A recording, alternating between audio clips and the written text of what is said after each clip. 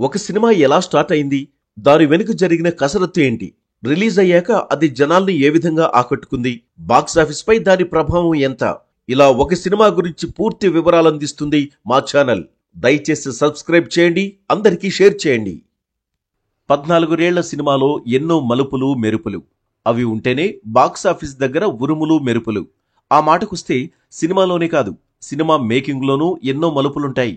అందుకే ఓ successful cinema తయారీ కూడా సినిమా అంత ఆసక్తికరం. ఆంధ్రవాలా డిజాస్టర్. అప్పటికి వరుసగా 4 హిట్లు ఇచ్చి ఉన్న పూరి జగన్నాథ్ కెరీర్లో అతిపెద్ద కుదుపు ఇది. లెక్కలన్నీ తారుమారు. ఏం చెయ్యాలో ఏం చెయ్యకూడదో తెలియని పరిస్థితి. చిరంజీవితో ఓ ప్రాజెక్టు గురించి ఎప్పటినుంచో చర్చలు జరుగుతున్నాయి. శ్రీకృష్ణుడు ఫ్రమ్ సురభి కంపెనీ పేరుతో పూరి ఓ స్క్రిప్ట్ సిద్ధం చేస్తున్నాడు. చిరంజీవికి అది వినిపించాలి, ఆయన గ్రీన్ సిగ్నల్ ఇవ్వాలి, ప్రాజెక్టు పట్టాలెక్కాలి. అదంతా పెద్ద procedure. It takes long time. పూరికి పేషెన్స్ తక్కువ. అది అసహనం కాదు, వేగం. ఖాళీగా కూర్చోకూడదనే తత్వం. బద్రీ టైంలో చేసుకున్న ఓ స్క్రిప్ట్ బూజు దులిపాడు. Uttam Singh son of Suryanarayana. Title విని రవితేజ ఫ్లాట్.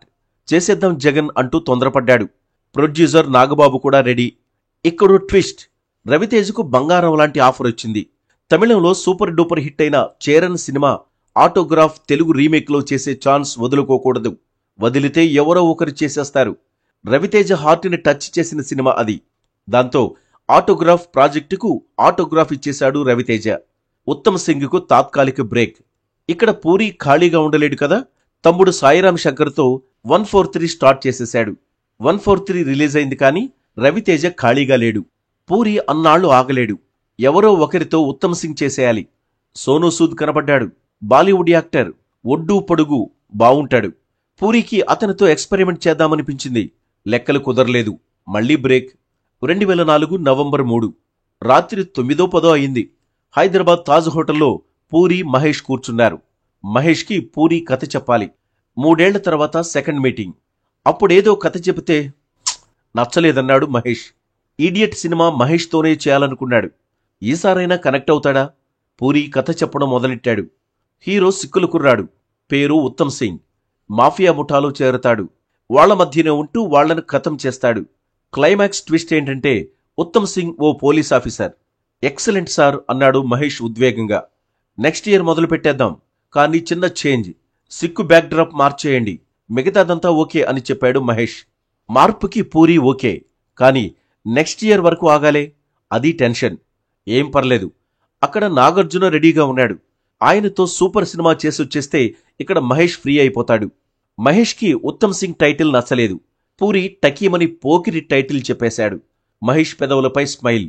అంటే బాగా నచ్చేసినట్టే. మహేష్ పక్కన హీరోయిన్ అంటే కత్తి కసాటాలా ఉండాలి.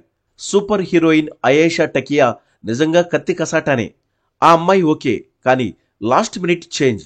అర్జెంటుగా హీరోయిన్ కావాలి. రకరకాల ఫోటోలు, ఎంక్వైరీలు. దీపికా పదుకొనే స్టిల్స్ కూడా చూశారు. వెన్నెల సినిమాలో యాక్ట్ చేసిన పార్వతి మల్టన్ ఎలా ఉంటుంది? ఇలా ఏవేవో డిస్కషన్లు.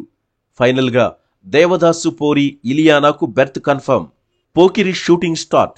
హైదరాబాద్లోని అన్నపూర్ణ స్టూడియో, అన్నపూర్ణ 7 ఎకరాలు, అల్యూమినియం ఫ్యాక్టరీ, చెన్నైలోని Binny mills, Bangkok, Phuket island. చకచక టకటక. పూరీది మామూలు స్పీడ్ కాదు. మహేష్ కంగారు పడిపోయాడు. ఇదేంటబ్బా అనుకున్నాడు. అన్ని సింగిల్ టేక్లే. వారం తర్వాత పూరి స్టైల్ అర్థమైపోయింది మహేష్కి. భలే ఉందే అనుకున్నాడు. మహేష్ క్రాఫ్ మారింది, గెటప్ మారింది, డైలాగ్ డెలివరీ మారింది. మహేష్కి కొత్త లుక్, కొత్త క్యారెక్టరైజేషన్. 70 రోజుల్లో సినిమా ఫినిష్. ఎప్పుడొచ్చామన్నది కాదన్నయ్యా, బుల్లెట్ దిగిందా లేదా?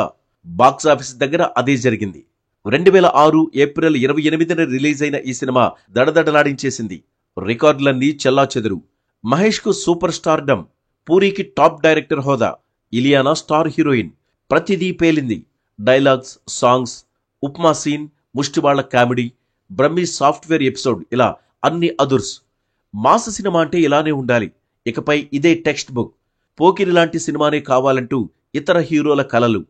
అప్పటికి 75 సంవత్సరాల తెలుగు సినిమా చరిత్రలోనే కాదు, ఇప్పటికీ పోకిరి ఓ సెన్సేషన్. హిట్ డైలాగ్స్ చూస్తే, ఒకసారి కమిట్ అయితే నా మాట నేనే వినను, నేనెంత ఎదవనో నాకే తెలియదు, ఎవడు కొడితే దిమ్మ తిరిగి మైండ్ బ్లాక్ అయిపోద్దో ఆడే పండుగాడు. ఇంట్రెస్టింగ్ పాయింట్స్ చూస్తే ఇందులో మహేష్ ముద్దు పేరు పండు. పూరి భార్య లావణ్య ముద్దు పేరు అదే. మహేష్ బాబు క్లైమాక్స్ లో ప్రకాష్ రాజును గోబ మీద కొడితే కాసేపు సైలెన్స్ అయిపోతుంది. థియేటర్లో ఈ సీన్కి మంచి రెస్పాన్స్ వచ్చింది. ఈ ఐడియా ఫైట్ మాస్టర్ విజయ్ అంది. శివమణి షూటింగ్ కోసం ఫారిన్ వెళ్లినప్పుడు అక్కడ guitarist listen to the falling rain పాట ప్లే చేస్తుంటే విని ఆశ్చర్యపోయారు పూరి. అది అచ్చం సూపర్ స్టార్ కృష్ణ నటించిన గౌరీ 1974 సినిమాలోని గలగల పారుతున్న గోదారిలా పాటలా ఉంది. ఎంక్వైరీ చేస్తే ఈ ఇంగ్లీష్ పాట ప్రేరణతోనే గౌరీలో ఆ పాట చేశారట. ఎలానూ కృష్ణ పాట కాబట్టి మహేష్ పై చేస్తే కొత్తగా ఉంటుందనుకున్నారు పూరి. ఆయన అంచనా ఫలించింది. గలగల పారుతున్న గోదారిలా పాట సూపర్ హిట్. ఈ సినిమాకు శ్యామ్ కే నాయుడు కెమెరామెన్. కానీ జగడమే పాటకు మాత్రం గుహన్ ఫోటోగ్రఫీ చేశారు. ఎందుకంటే ఈ పాట తీసే టైంకి శ్యామ్ మున్నా షూటింగ్లో బిజీగా ఉన్నారు. గుహన్ అంతకుముందు మహేష్తో అతడు చేశారు. ఈ పాటను హైదరాబాద్లోని గాయత్రి హిల్స్, గోల్కొండ ఫోర్ట్, అన్నపూర్ణ 7 ఎకరాల్లో తీశారు. దీన్ని తమిళంలో విజయ్తో ప్రభుదేవ పోకిరి 2007 రీమేక్ చేశారు. హిందీలో సల్మాన్ ఖాన్తో ప్రభుదేవ వాంటెడ్ 2009 రీమేక్ చేశారు. కన్నడంలో దర్శన్ పొర్కి 2010, బెంగాలీలో షకీబ్ ఖాన్ రాజుట్టు 2014 చేశారు. 4 చోట్ల super duper hit. That is the story value. దీనికి ఇన్స్పిరేషన్ ఏంటంటే ఓ హాలీవుడ్ సినిమాలా ఒక బ్యాంకు దొంగతనం జరుగుతుంది. కెమెరాలో రికార్డైన దాన్ని బట్టి వాళ్లు సీ సర్ఫర్స్ అని అర్థమవుతుంది. దాంతో పోలీస్ ఆఫీసర్ అయిన హీరో వాళ్ల గ్రూప్లో చేరి అసలు దొంగలు పట్టుకుంటాడు. పోకిరిలో హీరో చేసింది కూడా అదే కదా. హిందీలో గోవింద్ నిహలాని తీసిన ద్రోహ్ కాల్ సినిమాలోని కోవర్ట్ సీన్ కూడా ఈ సినిమాకు ప్రేరణ. దాదాపుగా ఇలాంటి కథాంశంతో చిరంజీవి 2 సినిమాలు చేశారు. మరణం మృదంగం, స్టేట్ రౌడీ.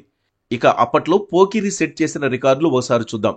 పోకిరి అప్పట్లో కలెక్ట్ చేసిన గ్రాస్ 66.50 కోట్లు. అలాగే నెట్ షేర్ 48.28 కోట్లు. అప్పటి వరకు ఏ సౌత్ ఇండియా సినిమా ఆ రేంజ్లో వసూలు చేయలేదు.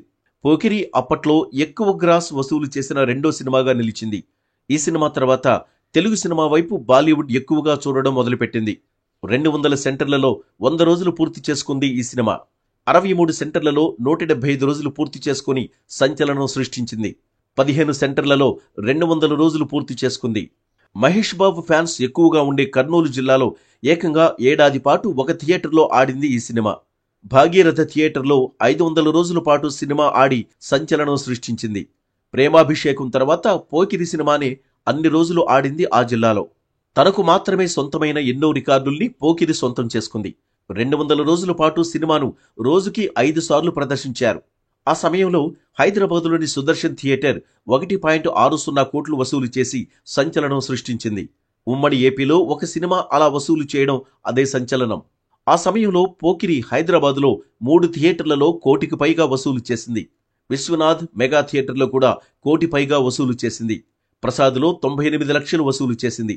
4 రాష్ట్రాల్లో అంటే తమిళనాడు, కర్ణాటక, ఒరిస్సా, మహారాష్ట్రలో ఎన్నో థియేటర్ రికార్డుల్ని తాను సొంతం చేసుకుంది పోకిరి. నైజాంలో ఈ సినిమా దాదాపు 11 కోట్లు వసూలు చేసింది. అమెరికాలో పోకిరి 2.5 కోట్లకు పైగా వసూలు చేసింది. ఈ సినిమానే అప్పట్లో ఎక్కువ వసూలు చేసిన సినిమా మన సౌత్ నుంచి.